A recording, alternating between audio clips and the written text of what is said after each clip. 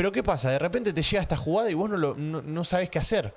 Porque está mal defendido primero para empezar. Vos no podés dejar solo a Marquinhos en la última jugada del partido. No lo podés dejar solo en ningún momento del partido. Pero en la última jugada menos que menos.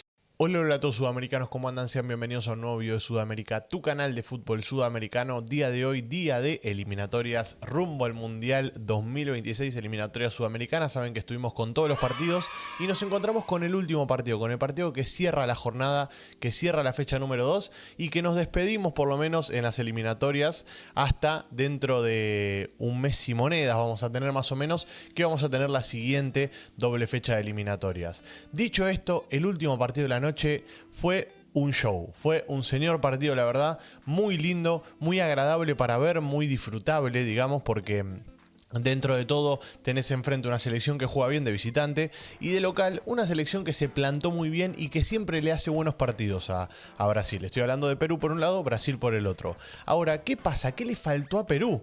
¿Qué es lo que le faltó? Porque siempre está ahí, siempre le hace un buen partido y siempre se termina quedando con las manos vacías contra Brasil. El año pasado fue un partido lleno de polémicas, eso ya lo saben, lo hemos analizado acá en el canal y fue un partido muy lleno de polémicas. Y en este caso no hubo polémicas, o mejor dicho sí puede haber una polémica que vamos a analizar. Pero la verdad es que Perú siempre pasa lo mismo, hace un excelente partido y cuando llega el momento de la verdad se termina quedando con nada. En este caso en la última jugada del partido, casi una de las últimas, un centro y Marquinhos, aparece el cabezazo salvador de siempre de Marquinhos, que salva a Brasil de un partido que para mí, le soy sincero, un empate hubiera sido justo y si ganaba Perú también. Pero me parece que Brasil no hizo tanto mérito como para ganarlo. Yo no creo que Brasil sea esa selección que vimos hace cuestión de 2 años, por ejemplo, que estaba mejor, que estaba más encaminada, que se veía que jugaba. La selección de Tite, básicamente estoy diciendo. Y en este caso yo la veo bastante perdida a la selección brasileña. Si bien es cierto que le ganó de manera contundente a Bolivia en la primera fecha y en esta segunda fecha le gana a Perú, hay que decir que no es esa selección que brillaba antes. Así que me parece que tiene que empezar a encontrar el rumbo otra vez. Lo va a encontrar con los jugadores que tiene, está claro que lo va a encontrar. Y a su vez también tiene un buen técnico en el banco de suplentes que está haciendo un interinato, por lo menos hasta que pueda llegar Ancelotti al cargo de Brasil. Dicho esto, vamos a analizar un poco el partido. Voy a bajar un poco el volumen, ahí está. Vamos a analizar lo que fueron las mejores jugadas. Un partido muy, como les dije, atractivo para mirar, pero no tanto por las jugadas de peligro, sino por las ganas que se puso.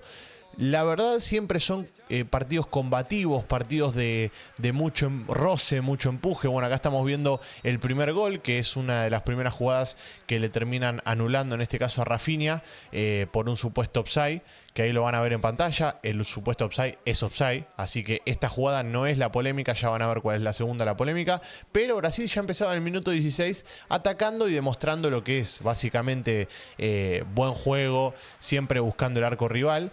Y una de las cosas que quiero decir, que para mí es la explicación de por qué hoy Perú pierde el partido, y es la diferencia de jerarquía.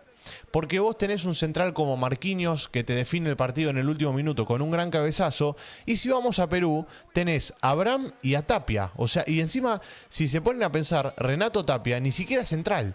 Y hoy tuvo que cumplir ese rol. Entonces, creo yo lo sigo sosteniendo, el técnico no era Reynoso. El técnico era otro. Acá viene la jugada polémica.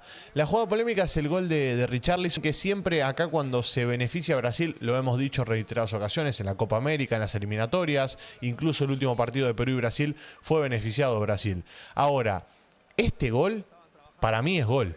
Yo no sé qué línea trazaron en el VAR, porque viste, en el VAR te muestran, le trazamos acá, le agarramos la remera en este pedazo.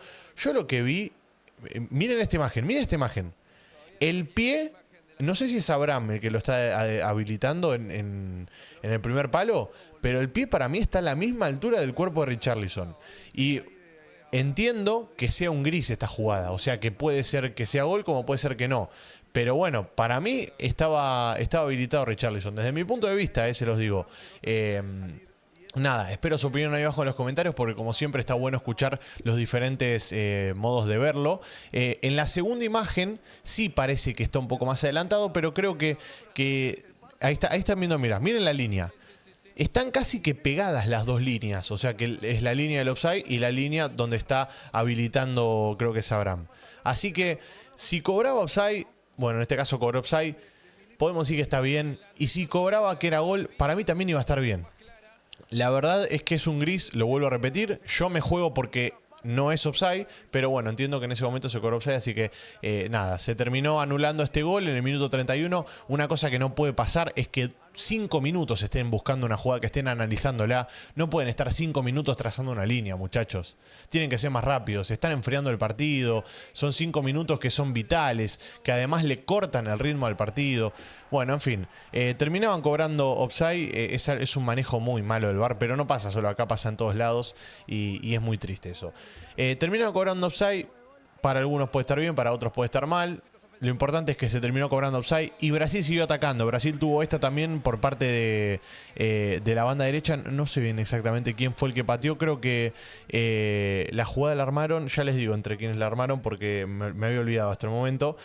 Por la banda derecha estuvo, si no me equivoco, Guimaraes. También estuvo involucrado Rafinha. Bueno, hubo ahí una asociación de disparos, una asociación de pases, perdón, que derivó en un disparo. Y después Gallese haciendo, o Galese, como quieran decirlo ustedes, volviéndose figura una vez más. El otro día fue figura contra Paraguay y Perú tiene 3 puntos. Un punto en realidad, gracias a eso.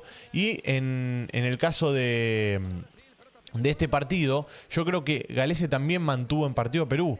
Es impresionante, pero es un arquero, gana partidos, es un arquero que lo salva siempre a Perú. Y hoy, si no fuera por él, creo que quizás se podría haber comido 1 o 2 goles tranquilamente.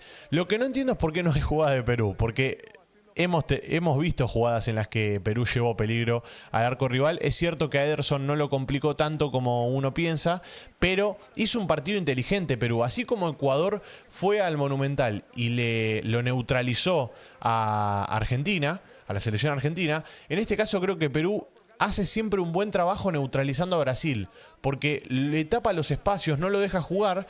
Pero ¿qué pasa? De repente te llega esta jugada y vos no sabés qué hacer. Porque está mal defendido primero para empezar. Vos no podés dejar solo a Marquinhos en la última jugada del partido. No lo podés dejar solo en ningún momento del partido. Pero en la última jugada menos que menos. Es un central que te marca la diferencia, que tiene jerarquía y que te va a hacer estas cosas. Va a aparecer en los momentos claves. Y es increíble cómo lo dejaron cabecear. Mirá, no lo siguen. No lo siguió nadie. Entonces, agarrás, haces un bollo todo el partido que hiciste y pumba, lo tirás a la basura con este gol. Lo tirás a la basura. Todo el esfuerzo que te mandaste, todo el buen partido que hiciste y todo lo que fue neutralizar a una selección como Brasil, neutralizar me refiero, no estoy diciendo atacar, porque quizás hoy Perú con un empate hubiese estado bien, pero digo, neutralizar a Brasil todo el partido y en el minuto 89 te meten un gol, vos te querés morir. Es así, o sea, me refiero a que no lo podés creer, no podés entender cómo puede ser que en una jugada se te escapa todo el planteo que tuviste. Dicho esto, como les digo siempre, hay diferencia de jerarquía muy grande entre estas selecciones. Está claro que Brasil está varios escalones por encima de Perú hoy en día en cuanto a nivel de plantel y también en cuanto a nivel colectivo. Hoy se nota que Brasil es mucho más equipo que Perú. De todas maneras, lo vuelvo a repetir, Brasil no es la misma selección que la que estaba con Tite. Me parece que todavía le falta mucho fútbol, le falta mucho para llegar a su mejor nivel y bueno, y veremos si lo consigue con el técnico actual, que recordemos que es el técnico de Fluminense, o si lo consigue con Ancelotti cuando le toque ir a dirigir, ¿no? Pero bueno, lo importante es que en este caso Brasil se lleva los 3 puntos, 6 de 6 para Brasil, 6 de 6 para Argentina, son las dos selecciones que lograron el puntaje ideal, y para Perú 1 sobre 6.